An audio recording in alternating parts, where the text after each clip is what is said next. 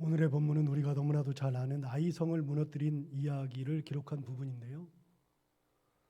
성경 여호수아에 나와 있는 두 개의 유명한 전쟁, 그 전쟁이 바로 여리고성 전쟁과 아이성 전쟁이었죠.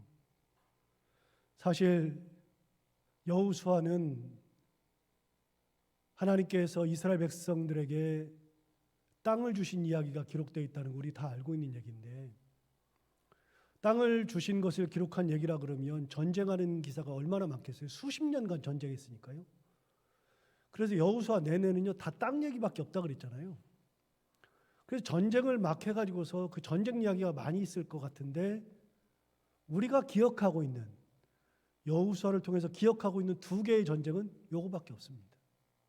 여러분 다른 전쟁 기억나요? 여리고성 전쟁과 아이성 전쟁, 그 두 가지 외에는 기억나는 것도 없습니다. 사실 저도 그렇습니다. 그만큼 이 두 가지가 여호수아를 기록한 것에 대한 핵심입니다. 하나는 두 개 다 중요한 의미인데, 하나는 성공한 전쟁이었고 하나는 실패했다가 나중에 성공한 전쟁입니다. 처음부터 성공한 전쟁이었던 여리고성 전쟁과 처음에는 실패했는데 뒤에 실패한 후에 다시 아이성을 무너뜨린 그런 전쟁.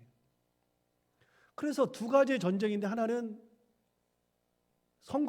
처음부터 성공, 두 번째는 실패했다가 성공한, 그 두 가지 성격이 다르지만 결론적으로는 두 개의 성이 다 무너졌던 전쟁. 그 전쟁 이야기를 기록하고 있습니다.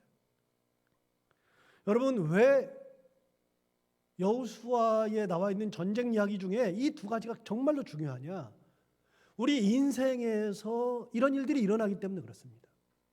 처음부터 잘 나가서 끝까지 잘 되는 경우가 있는가 하면, 처음에는 실패했으나 그러나 훗날에는 실패해서 좌절하거나 실패해서 꺾이지 아니하고 결국은 성공한 인생을 살아갈 수 있다는 거 하나 더 있죠. 성공하다가 실패한 경우, 또 한 가지는 실패하다가 끝까지 실패하는 경우. 그거는 그리스도인들의 삶이 아니니까요. 하나님께서 우리에게 그런 말씀을 하시고 싶은 건 아니니까요.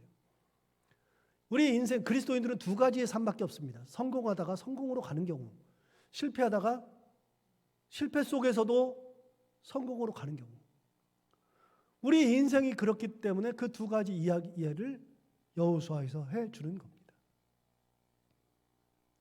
먼저 성공한 전쟁이었던 여리고성 전쟁은 6장에 기록되어 있잖아요. 우리 몇 주에 걸쳐서 계속 말씀을 나누었지만, 여리고성 전쟁이면 6장인데 여호수아 전체가 전쟁 이야기가 되어야 될 것 같은데 5장까지는 전쟁이 없다 그랬죠. 이유가 뭐냐? 6장에 들어서야 전쟁을 하잖아요. 그런데 5장까지 여러 가지 일들이 있습니다. 그 중에서 이해 안 되는 일들이 많이 있었죠. 요단강을 건널 때 돌을 가지고 건너가서 길갈에다가 세워야 하는 이야기, 그리고 이스라엘 백성들이 할례를 해야 했던 이야기, 그리고 유월절을 지키던 이야기, 그런 이야기들이 5장까지 기록되어 있습니다.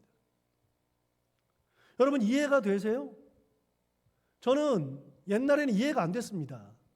왜 굳이 돌을 가지고 건너서 길갈에다가 세워야만 할까? 왜 굳이 할례를 가나안 땅에 들어가서 해야만 할까? 왜 그렇게 적 앞에서 유월절을 지켜야만 했을까? 그런 것들이 저는 이해가 안 됐었습니다. 하나부터 열까지 이해가 되지 않았습니다. 그런데 이 모든 일들을 하실 때 굳이 그때 하지 않아도 됩니다. 할례는 그 전에 했어도 되잖아요. 유월절은요, 이스라엘 백성들이 도강한 지, 즉 가나안 땅으로 들어간 지, 요단강을 건너서 가나안 땅에 들어간 지 3일 만에 유월절을 지켰습니다. 그러면 3일 있다가 그 전에 유월절 지키고 들어가면 되잖아요. 왜 굳이 거기서 유월절을 지키게 할까요? 진짜 이해가 안 됩니다. 그때에만 합니까? 그런데 하나님께서는 적의 목전 앞에서 그 일을 행하게 하시죠. 할례를 행하게 하시죠. 왜 그럴까요? 이미 나눈 것처럼 하나님의 뜻이 분명히 있습니다. 전쟁이 중요한 것이 아니라 이 전쟁은 너희의 전쟁이 아니라 내 전쟁이라는 겁니다. 너희가 할례했다고 해서 망하는 게 아니라 너희가 할례했으니까 그들이 쳐들어와서 너희들이 전쟁에서 패하는 것이 아니다 가르쳐 주시는 거죠. 유월절을 지켜도 괜찮다. 어디에서든지 하나님을 바라보고 유월절을 지키면 괜찮다는 것을 하나님께서 가르쳐 주시는 겁니다. 여리고성을 무너뜨릴 때에도 하나님은 비정상적인 방법을 쓰셨습니다. 칼이나 창이나 활 같은 전쟁의 무기들을 가지고서 전쟁을 한 게 아니고요. 이해가 안 되는 방법으로 여리고성을 무너뜨렸잖아요. 돌기만 했었고요. 7번 나중에는 돈 다음에 소리를 질렀더니 성이 무너져 내리는 그런 일들이 일어났습니다. 진짜 이해가 되지 않습니다. 그런데 이해되지 않는데 칼 한 번 쓰지 않고 창 한 번 쓰지 않고 무기를 사용해 본 적도 없는데 여리고성을 무너뜨린 거는 하나님이 분명한 말씀을 하시는 겁니다. 내 뜻대로만 하면 되는 거다. 말씀에 순종하면 되는 거다. 여러분, 전쟁 이야기를 쭉 하면서 전쟁보다 더 중요한 거, 전쟁은 내가 하는 거다. 전쟁은 말씀에 순종할 때 이긴다고 하는 것을 가르쳐 주는 겁니다. 여러분, 그럼 답이 나왔죠? 성공한 전쟁은, 성공한 삶은 어떻게 할 때요? 처음부터 끝까지 말씀대로 살아갈 때. 여러분, 이해가 돼서 말씀 순종하는 게 아니라 그랬잖아요. 이해가 돼서 순종하는 게 아니라 어떻게 이해가 돼요? 그게 이해가 안 되죠. 7번 돌으라 그랬을 때 6번, 매일 하루에 한 번씩 돌고 마지막은 7번 돌으라 그랬을 때 이해가 돼요? 여러분, 이해가 되세요? 안 되죠. 지금이야 우리가 아니까 이해가 되지만 당대로서는 이해가 안 되는 얘기입니다. 여러분, 이해가 안 되니까 순종을 못하는 게 아니라 이해가 되지 않아도 말씀 앞에 순종할 때 역사가 일어나는 겁니다. 여러분, 성공한 인생이라고 하는 거는요, 내가 이해되는 길을 가는 게 아니라 말씀 붙들고 갈 때 처음부터 끝까지 성공한 인생을 살아간다는 것을 하나님 분명하게 말씀해 주신 겁니다. 그럼 여러분, 아이성 전투는 어땠을까요? 아이성에서 했던 전쟁은 다시 한번 상기하면 실패했는데 성공한 전쟁으로 바뀌는 겁니다. 우리 인생이 실패한 인생을 갈 수 있어도 그래도 성공한 인생으로 바뀔 수 있다는 것을 가르쳐 주는 겁니다.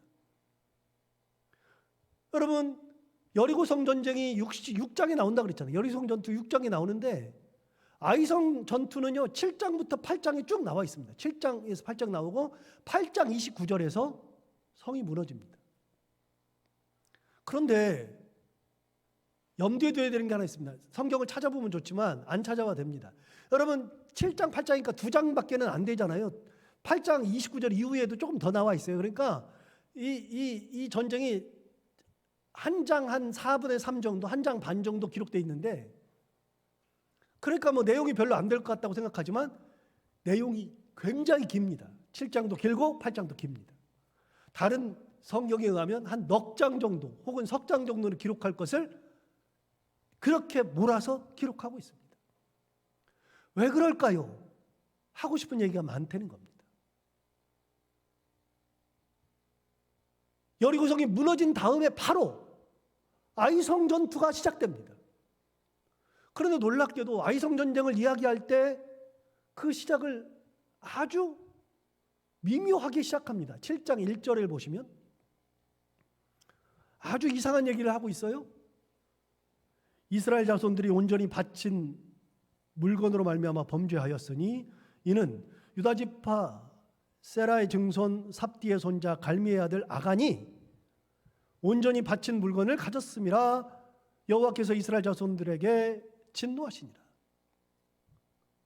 아이성 전쟁 얘기는 2절부터 나오는데 놀랍게도 여리고성 전쟁과 아이성 전쟁 그 사이에 7장 1절 딱 한 절에 이 이야기가 나오는 겁니다. 그런데 이 이야기의 핵심이 뭐냐? 이스라엘 자손들이 여리고성 전쟁하고서 탈취물이 생겼을 때 하나님 명령은 그 탈취물을 가지지 말고 다 바치라 그랬는데 본인이 그게 좋으니까 그 중에서 시내산 외투 한 벌과 금덩어리, 은 뭐 이런 거를 해가지고서 자기의 집 밑에다가 숨겨놓는 이야기가 뒤에 나옵니다. 그러니까 그 이야기를 했는데 그것이 중간에 딱 들어있고 그걸로 인하여서 하나님께서 이스라엘 백성들에게 자손들에게 진노하셨다라고 시작하고 있습니다. 하나님이 이미 진노하고 계시는 겁니다. 불순종 한 사람으로 인해서 진노하고 있을 그때에 여리고성 전쟁이, 아이성 전쟁이 드디어 시작합니다. 2절을 한번 볼까요? 여호수아가 여리고에서 사람을 베델 동쪽 벳아웬 곁에 있는 아이로 보내며 그들에게 말하여 이르되 올라가서 그 땅을 정탐하라 하매 그 사람들이 올라가서 아이를 정탐하고 그랬습니다. 여호수아가 여리고에서 사람을 보냈어요. 여러분, 여리고에서 사람을 보냈다는 얘기는 뭐예요? 여리고성 점령했잖아요. 그러니까 거기에서 이제 사람을 보내는 겁니다. 바로 아이성을 점령하려고 사람을 보내가지고 정통꾼을 보내서 아이성을 정탐하게 만들었습니다. 똑같죠. 여리고성을 점령할 때에도 이미 정탐꾼을 보내가지고서 그런 일이 있었잖아요. 다를 게 하나도 없습니다. 평상시와 똑같이 했습니다. 그렇게 해서 아이성을 정탐했을 때 그 사람들이 돌아와서 보고하는 내용이 3절에 나옵니다. 3절을 보실까요? 여호수아에게로 돌아와 그에게 이르되 백성을 다 올라가게 하지 말고 2,3,000명만 올라가서 아이를 치게 하소서. 그들은 소수이니 모든 백성을 그리로 보내어 수고롭게 하지 마소서. 이렇게 얘기했습니다. 그 보고는 모두를 흥분하게 만들 만큼 아주 기분 좋은 보고였습니다. 많이 갈 필요가 없다는 겁니다. 2,3,000명만 올라가면 되고 거기는 소수기 때문에 2,3,000명만 올라가면 되지 뭐 머리 아프게 다 데리고 갈 필요가 없다. 아주 작은 성이고 사람도 소수밖에 없다. 그러니까 거기 가가지고서 그냥 점령하면 됩니다 라고 보고하였죠. 그 보고를 듣고 여호수아가 사람을 보내는데 여러분 2,3,000명만 보내라고 했을 때에 여호수아는 3,000명을 보냈습니다. 2,3,000명이니까 그래 그러면 2,000명도 아니고 3,000명 좀 많이 보내지 뭐. 그래서 3,000명을 보내는 이야기가 나오는데 3,000명을 보내놓고서 거기에서 대패하는 얘기가 나옵니다. 완전히 패합니다.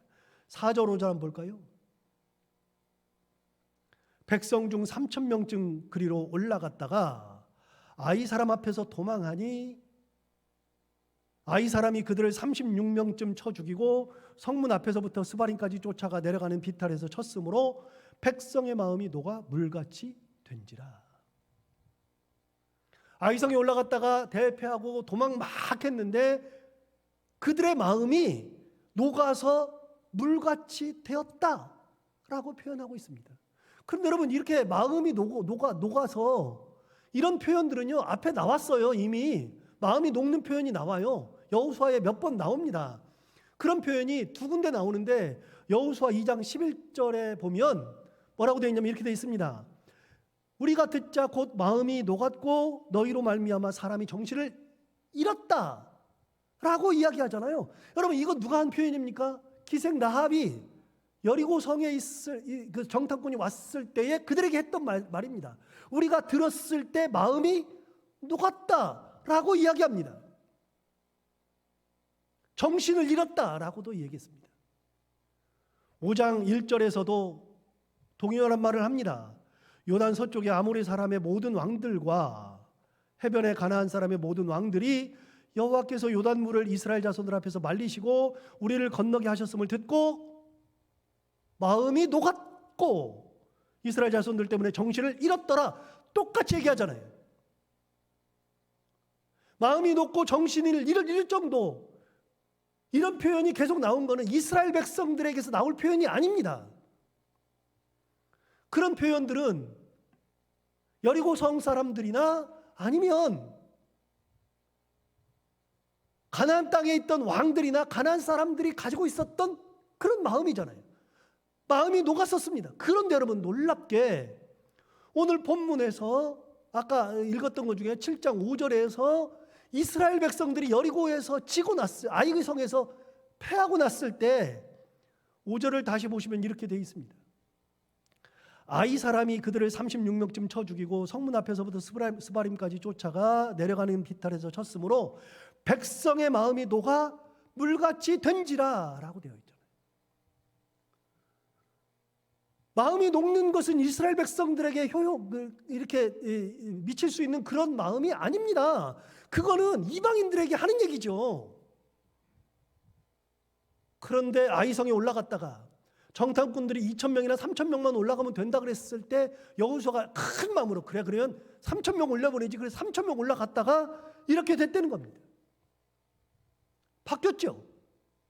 그런데 여러분 진짜 놀라운 것은요, 정말로 놀라운 건 제가 읽다가 깜짝 놀란 것은 5절에 있습니다. 5절을 다시 한번 읽어보시면 이랬습니다.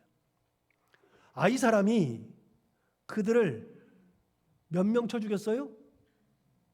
36명쯤 쳐 죽였어요. 그리고 도망했을 때 뒤를 쫓아갔어요. 여러분 몇 명이 올라갔죠? 3,000명 올라갔습니다. 3,000명 중에 몇 명 죽었습니까? 36명. 여러분 이게 말이 되는 얘기입니까? 3,000명 올라가 가지고서 한 1,360명 죽었다 그러면은 이해됩니다. 그런데 36명 정도밖에 죽지 않았는데 그들이 혼비백산에서 도망한 겁니다. 많이 죽은 게 아닙니다, 여러분. 별로 죽지도 않았는데 36명 죽었다고 이렇게 호들갑을 떠는 겁니다. 여러분 얼마 전에 그들은 여리고성을 점령하여 의기가 양양했습니다. 한 명도 죽지 않고 여리고성을 무너뜨렸습니다. 그런데 이번에 36명 죽었다고 얕잡아보고 올라갔다가 36명 죽었다고 이 난리가 난 거죠. 이해가 되세요? 저는 사실 이해가 안 됩니다. 그런데 여러분 그렇게 이해가 안 되는 일이 벌어지고 말았습니다. 다시요 상기해 볼까요? 여러분 여리고성이 전쟁 얘기가 어디서 몇 장에 나옵니까? 6장 나와요? 아이성 전쟁은요 7장 8장에 나옵니다. 바로 나옵니다. 곧바로 나옵니다. 멀리 떨어져 있는 게 아닙니다. 정탐꾼을 보낸 것도 여리고성에서 보낸 겁니다. 그러면 바로 전에 승리했죠. 칼 한 번 쓰지 않고 성을 무너뜨려 버렸죠. 한 명도 죽지 않았죠. 그런데 이번에도 당연히 그럴 거라고 생각했죠. 정탐꾼들의 보고는 더 신이 났습니다. 뭐 그렇게 많이 올라갑니까? 그냥 2, 3천 명만 보내면 됩니다 라고 이야기했습니다. 그래서 3천 명을 보냈습니다. 여러분 당연히 이길 거라고 생각했습니다. 지난번에 이겼으니 지금도 이길 거다. 지난번에는 우리가 한 명도 안 죽었고 성을 무너뜨려 내렸으니 그 여리고성은 더 큰 성인데도 그렇게 무너졌으니 아이성 거기는 사람도 조금 살고 그러니 우리가 당연히 이길 거다라고 생각한 겁니다. 여러분 하나 물어봐요. 이렇게 지난번 전쟁에서 이기면 지금도 이겨요? 99번을 연속으로 이겼어요. 그럼 100번째도 이겨요?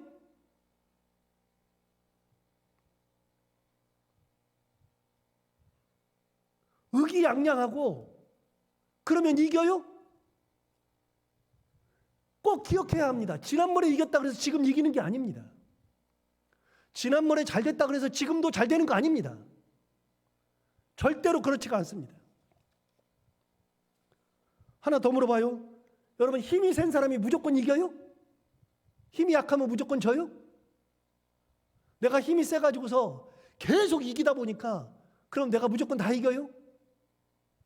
여러분 한 번 이겼다 그래서 그게 끝이 아니에요. 인생은 일어난 일들이 진짜 많은데 내가 한 번 잘했다 그래가지고 끝까지 잘하는 것은 인생에 그런 것은 없습니다.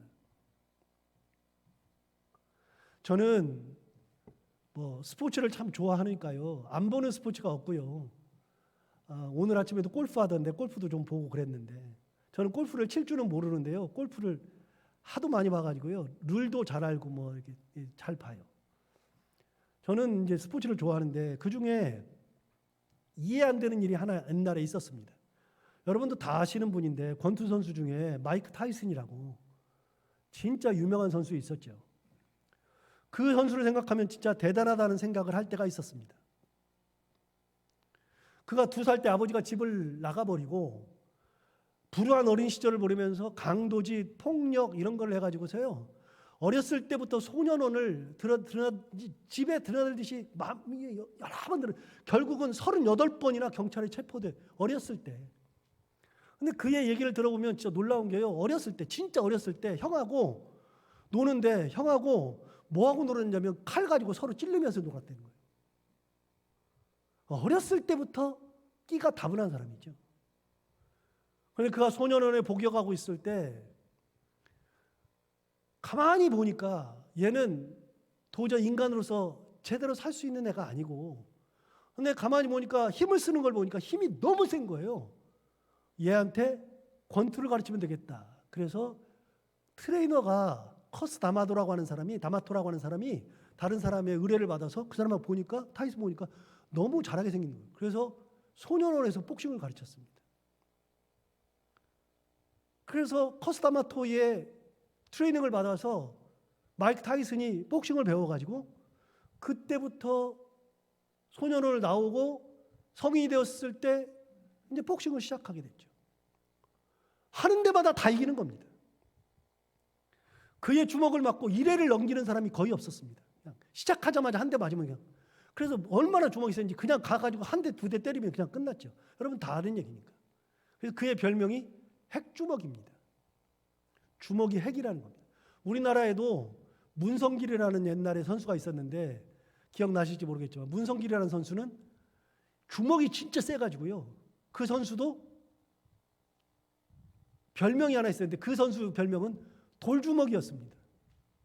그러니까 문성길의 주먹하고 타이슨의 주먹은 완전히 다른 거예요. 얘는 돌주먹인데 진짜 세가지고 돌주먹인데 마이크 타이슨은 핵주먹이었으니까요.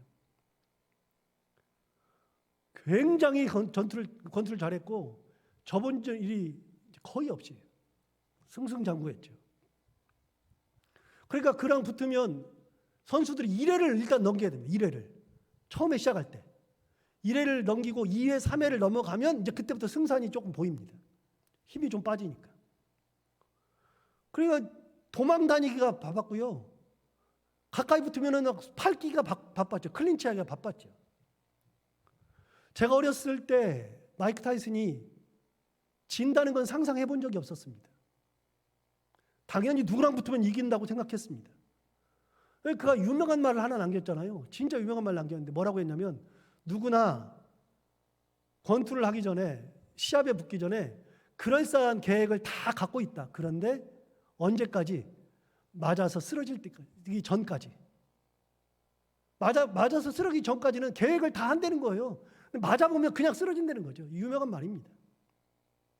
그런 그가 얼마나 권투를 잘했으면 복싱에 3대 타이틀 있잖아요. WBA, WBC, 그다음에 IBF. 3대 타이틀을 한꺼번에 해요. 그래서 그의 벨트가 3개였습니다. 3개. 통합 타이틀 가지고 있었고. 그러던 그가 제 개념을 완전히 깨뜨린 사건이 일어났어요. 1990년에 일본 도쿄에서 3대 타이틀 가지고서 자기가 방어전을 했는데 진짜 이름도 들어보지 못했던 사람. 여러분도 모르고 저도 저도 검색하다가 어저께 알았습니다. 제임스 더글라스라고 하는 이름도 모르는 권투 선수에게 쳐들어가 가지고서 1회부터 다운시키려고 그랬는데 걔가 어떻게 요행스럽게 잘 피하다가 1회, 2회, 3회, 4회 넘기더니 10회에 드디어 제임스 더글라스가 타이슨을 KO를 시켜버렸습니다. 충격이었죠. 그러고 나서 한동안 못하다가 다시 일어나가지고 다시 챔피언이 돼가지고 싸우다가 그 유명한 1996년에 에반스 홀리필드라고 하는 헤비급 선수랑 같이 붙었는데 홀리필드가 4살 많거든요. 붙었는데 놀랍게 홀리필드가 11회까지 끌더니 엄청 때려가지고서 심판이 말려가지고 TKO로 그냥 마이크 타이슨이 지고 말았습니다. 그러고 나서는 다시 1년 후인 1997년에 다시 붙었습니다. 다시 붙었는데 그때 마이크 타이슨이 1회부터 KO 시키려고 그랬는데 안 되니까 2회 지나고 3회 지나가서도 자기의 분이 안 풀리고 잘 안 맞으니까 가까이 붙었을 때 서로 끼었을 때 이로 그냥 귀를 물어버렸죠. 그래가지고 귀가 거의 막 떨어지다시피 하고 피를 절줄줄. 그래서 그의 별명이 바뀌었습니다. 핵 주먹에서 핵 이빨로. 그랬던 사건이 있었습니다. 여러분 그 사건이 저에게 주는 충격은 굉장히 컸습니다. 여러분, 무조건 타이슨이 다 이겨요? 저는 그런 줄 알았습니다. 인생은 그런 것이 아니더라고요. 어제 이겼으니 오늘도 이긴다? 말도 안 되는 얘기입니다. 99번 이겼다 그래서 100번째도 이기는 것이 아닙니다. 그 큰 성, 난공불락의 성인 여리고성을 무너뜨렸다고 해도 하찮게 보이는 아이성이라 할지라도 그냥 무너지는 것이 아닙니다. 무조건 이기는 것이 아닙니다. 3,000명이 가면 이겨요? 제가 생각할 때는요, 하나님의 뜻이 아닌데 3,000명이 간다고 이기는 게 아니라 30만 명이 가도 안 되고요, 300만 명이 가도 못 이기는 겁니다. 하나님이 걸어 잠그시면 안 됩니다. 중요한 게 하나 있습니다. 이 사건이 기록될 때 여호수아가 정탐꾼의 보고를 들은 다음에 중요한 것이 하나 빠져 있습니다. 정탐꾼의 보고를 듣고 3,000명을 보내기 전에 중요한 사건이 하나 빠졌는데 그게 뭐냐? 여호수아가 하나님 앞에 무릎을 단정히 꿇고, 하나님, 이렇게 보고를 하는데 올라갈까요? 싸우러 갈까요? 물어봐야 되는데 그 과정이 생략되어 있습니다. 사람들의 보고에 분명히 이기니까 물을 것도 없죠. 하나님, 올라갈까요를 물었으면 하나님이 안 되라고 했을 겁니다. 100% 안 되라고 했을 겁니다. 하나님 왜요? 아간 때문이야 라고 말했을 겁니다. 아간의 범죄가 있어 알려줬을 겁니다. 그런데 그 과정이 생략됐습니다. 하나님께 묻지 아니하고 하는 그 모든 행동은 결국 그 끝은 실패밖에 없는 겁니다. 은혜를 입지 않는 삶은 실패밖에 없는 겁니다. 하나님은 철저하게 그걸 막으셨습니다. 100% 순종하게 하셨거든요. 항상 말씀드리지만 여러분, 순종이라고 하는 것은 99%를 잘하다가 1%만 못해도 순종이 아니에요. 불순종이에요. 99.999 하다가 0.001%를 순종하지 않아도 그거는 불순종이에요. 하나님 앞에서의 순종은 순도가 100%여야만 됩니다. 결국 그것이 발목을 잡았죠. 여러분, 실패의 발목 잡는 것은 하나님 앞에 묻지 않는 겁니다. 말씀 앞에 서지 않는 겁니다. 결국 어떻게 해서 다시 승리로 바뀌느냐, 그 과정이 나오는 겁니다. 7장 6절부터 나오는데요. 7장 6절을 볼까요? 여호수아가 옷을 찢고 이스라엘 장로들과 함께 여호와의 궤 앞에서 땅에 엎드려 머리에 티끌을 뒤집어 쓰고 저물도록 있다가, 그러면서 이제 하나님 앞에 기도하는 내용이 나옵니다. 여러분, 그렇게 패하고 난 다음에 여호수아가 했던 행동, 진짜 잘했던 행동, 그건 뭐냐면 그 일이 있고 난 후에 옷을 찢고 여호와의 궤 앞에서 땅에 엎드렸다는 겁니다. 그것도 혼자만이 아니라 이스라엘의 장로들과 함께 통회자복한 겁니다. 그러면서 땅에 엎드려서 저물도록 있었다. 하루를 지낸 겁니다. 하루. 아무 말 못하고 하루 동안을 그렇게 있다가 땅에 엎드려가지고 머리에 티끌을 쓴 겁니다. 그러고서 하루 종일 있다가 하나님 앞에 묻기 시작한 겁니다. 그렇게 물었더니 하나님 가르쳐 주시죠. 너희가 실패한 이유는 아간 때문이다. 그래서 아간을 이제 잡는 장면이 7장에 쭉 나옵니다.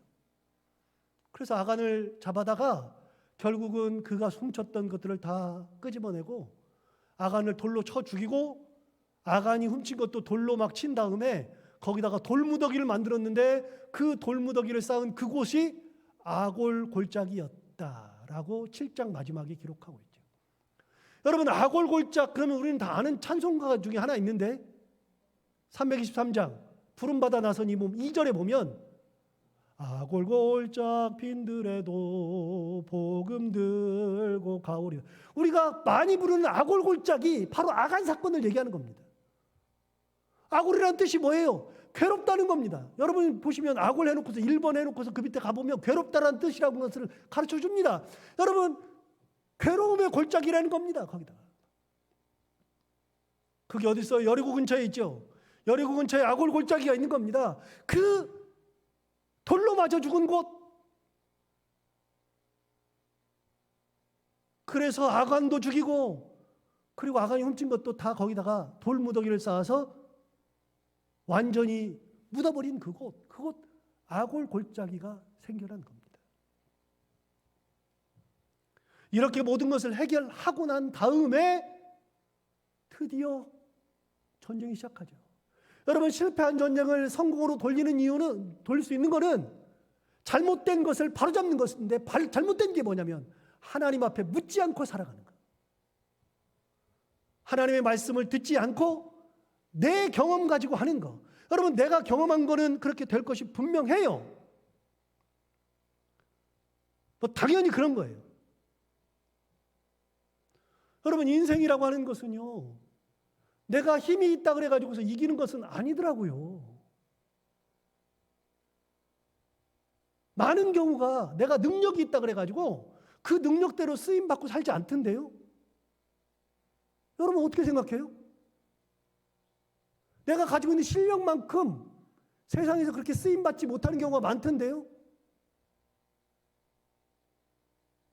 제가 아는 친구도요, 그 친구는 별로인 것 같은데, 그런데 희한하게 교수를 하고 있어요. 제 속으로 항상 그래요. 네가 뭐 얼마나 잘나서 교수하니? 이런 생각이 드는데, 그런데 그 친구가 교수한 것은 간단한 거예요. 사람들이 전공하지 않는 거를 전공해 놓은 거예요. 그리고 그때 마침 한국에 들어왔을 때 그 자리가 빈 거예요. 여러분, 자리를 차지하는 것은 상황이 좋아야 되고요, 도와주는 사람들이 있어야 되더라고요. 내가 어느 자리를 차지했는데 다른 자리가 또 나면 이미 자리를 차지했기 때문에 더 좋은 자리를 가려고 해도 못 가요. 상황이 맞아야 되고 여건이 맞아야 되고 도와주는 사람들이 있어야 되고요. 인생이 그런 거예요. 내가 능력이 있다고 해서 능력대로 살아가는 거 아니더라고요. 그래서 중요한 게 있어요. 내가 가진 경험이나 실력이나 능력 가지고 사는 게 아니라 하나님이 도와주실 때, 인도하실 때 그 길을 따라가는 거라니까요.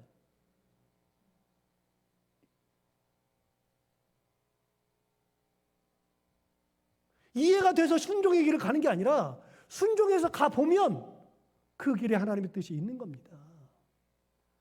만약에 힘센 사람이 무조건 이긴다 그러면 다윗이 어떻게 이겨요, 골리앗을? 절대로 못 이기죠. 그것도 15살짜리 아이가 2m 70대는 큰 거구를 어떻게 이깁니까? 칼도 들고 간 것이 없는데. 그런데 이겨내잖아요. 이겨내는 것은 간단합니다. 하나님께서 은혜 주실 때 이기는 겁니다. 여러분, 어떻게 다니엘이 사자굴에 가서 다시 살아나와요? 이해가 됩니까, 이게? 다니엘이 사자굴에 들어가서도 살아나올 수 있는 것은 하나님께서 천사를 보내셔서 사자 입을 막으시기 때문에 가능한 겁니다. 내 힘으로 가는 게 아니라요, 내 경험으로 가는 게 아니라요, 하나님의 뜻이 무엇인지를 묻고 가는 겁니다. 그렇게 하지 않을 때, 내 경험으로 갈 때는 실패인데요, 다시 성공으로 돌릴 수 있는 근거는 뭐냐면 바로 하나님의 말씀 앞에 무릎 꿇는 겁니다. 그리고 그 말씀에 다시 순종하고 말씀대로 살아가는 것. 그러니까 여러분, 빨리 갈 생각이 있다고 해도 빨리 갈 필요가 없어요. 빨리 가는 것이 능사가 아니에요. 새벽기도 때 몇 번 예를 들지만, 여러분, 부산까지 가장 빨리 가는 방법은요, 여러 가지가 있는데, 여러분, 부산까지 빨리 간다 그래서 막 가는 게 중요한 게 아니에요. 부산까지 간다고 막 어디가 어디지도 모르고 막 가면은 인천으로 간다니까요, 평양으로 간다니까요. 여러분, 제대로 가야죠. 하나님의 은혜 가운데 갈 때가 가장 빠른 겁니다. 서두를 필요가 없습니다. 그래서 물으면 되잖아요. 하나님 앞에 무릎 꿇으면 되잖아요. 8장 3절을 볼까요? 드디어 아이성 올라갑니다. 올라가는데 이렇게 기록하고 있습니다. 이에 여호수아가 일어나서 군사와 함께 아이로 올라가려 하여 용사 3만 명을 뽑아 밤에 보냈다. 재밌는 표현이 나옵니다, 여러분. 어떤 표현이 나오냐면요, 이에 여호수아가 일어나서 군사와 함께 아이로 올라갔어요. 그전에는요, 군사만 보냈어요. 3,000명만 보냈어요. 이번에는요, 여호수아가 함께 갔어요. 두 번째 표현, 용사 몇 명 보냈어요? 몇 명이요? 3만 명. 지난번에 3천 명. 약 3천 명만 보내도 되잖아요. 그런데 이번에는 3만 명 보냈어요. 달라졌죠? 겸손해졌죠? 실패한 후에 하나님 앞에 말씀 앞에 다시 섰을 때 겸손해진 겁니다. 함께 올라가서 하나님의 말씀대로 순종하고 함께 올라갈 때 내 계획대로 가지 아니하고 3만 명을 이끌고 가는, 그것도 언제 올라갔느냐? 밤에 올라갑니다. 밤에 보냈습니다. 3절에 다 나옵니다. 그리고서 이스라엘 군사들 앞에서 했던 유명한 연설, 그게 오늘 본문 8절입니다. 8절 한번 볼까요? 정말 재미있는 연설을 하는데요. 너희가 그 성읍을 취하거든 그것을 불살라 여호와의 말씀대로 행하라. 굉장히 중요한 말이죠. 너희가 그 성읍을 취하거든 그것을 불살라서, 불살라라는 것은 하나님의 뜻이거든요. 뭐라고요? 여호와의 말씀대로 행하라. 완전히 바뀌었죠. 여호수아가 자기 경험, 자기 생각 다 접었어요. 이제 그 앞에 뭐가 있어요? 하나님의 말씀이 서 있어요. 말씀대로 행하라. 여호와의 말씀대로 행하라. 그것이 불사르라 그러면 불사르는 것이고요. 탈취물을 가져다가 바치라 그러면 바치는 것이고요. 어떤 것이든 상관없어요. 말씀대로 살아갈 때 하나님의 은혜가 임하고 하나님께서 우리에게 주시는 놀라운 승리가 앞에 있는 겁니다. 너무 재밌는 말 하잖아요. 여호와의 말씀대로 행하라. 여러분, 일단은 하나님의 말씀이 먼저이고 하나님의 말씀에 순종하는 것이 가장 먼저입니다. 그래야 이길 수 있다는 것을 정확하게 인식하게 된 여호수아. 그래서 여러분, 아이성은 패배를 통해서, 패배 후에 어떻게 하면 다시 인생을 온전한 성공의 인생으로 살아갈 수 있을까를 가르쳐 주는 겁니다. 그런데 여기서 중요한 거, 성공에서 성공으로, 실패 후에 성공으로, 모두가 다 끝이 뭐냐면 하나님의 말씀 앞에 순종하는 겁니다. 말씀을 따라갈 때, 은혜를 따라갈 때, 그때 우리의 최종 목적 하나님의 은혜, 성공 가운데 나갈 수 있다는 것. 이 두 가지를 여호수아에서 가르쳐 줬어요. 그러면 더 이상 전쟁을 기록할 필요가 없잖아요. 두 가지 중에 하나 아니겠어요?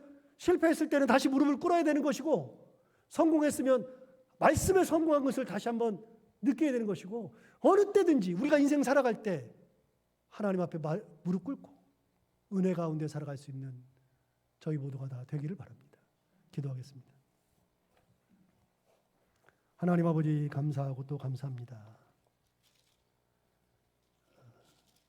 하나님의 은혜 가운데에 드디어 아이성을 무너뜨리는 여호수아를 보면서 하나님 아버지, 내 뜻대로, 내 경험대로, 내 생각대로 먼저 나가는 것이 아니라 하나님의 말씀이 무엇인지 무릎 꿇고 은혜를 간구하는 삶을 살아가는 저희들이 되게 하여 주옵소서.